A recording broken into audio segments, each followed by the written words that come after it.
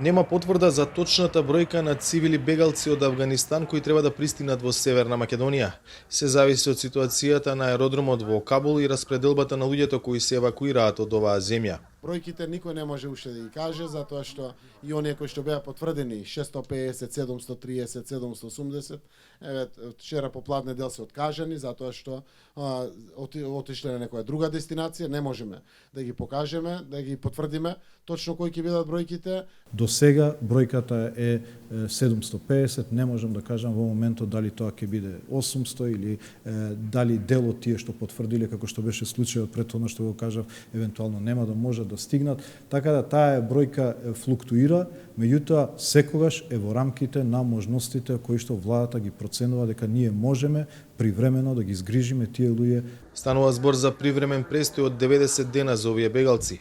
Прашањето е дали меѓу нив може да се протнат и лица кои би биле потенцијална безбедносна закана за земјава. Постои процедура за издавање на дозвола за привремен престој.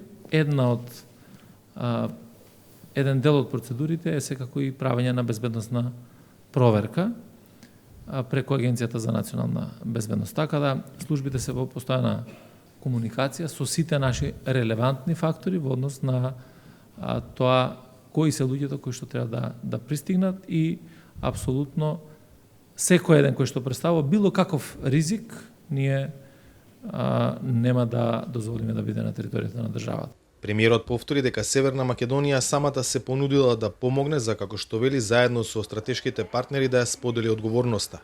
И еден човек да спасиме, мислам дека го спасуваме светот, изјави Заев. Колку пари ќе чини државата примањето на тие бегалци? 74.000 денари, веројатно. Зошто се определивме за поголема бројка од некои поголеми држави кои што се определи од помала бројка? Затоа што веројатно имаме повеќе срце. Затоа што сме повеќе луѓе. Секој ден со десетици летови илјадници афганистанци се евакуираат од како власта во Кабул ја презедоа талибанците.